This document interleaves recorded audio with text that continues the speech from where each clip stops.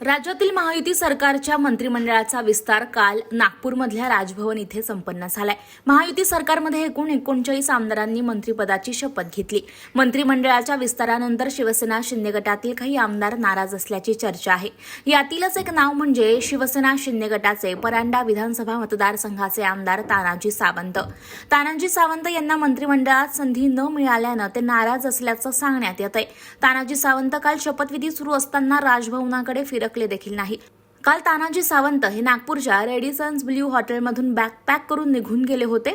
मात्र आज अधिवेशन असल्याने सर्व आमदारांसोबत नागपुरात तानाजी सावंत माघारी परतल्याची बातमी आहे। त्यांच्या नाराजीच्या चर्चांनी सध्या जोर धरलेला आहे।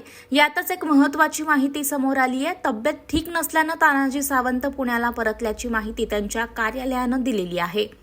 कोलेस्ट्रॉल वाढल्यानं डॉक्टरांकडून विश्रांतीचा सल्ला दिल्याचं सावंत यांनी म्हटलंय। आपण नाराज नसल्याचे तानाजी सावंत यांच्याकडून सांगण्यात येत आहे। सध्या तानाजी सावंत पुण्यात असल्याची माहिती सूत्रांकडून मिळतेय।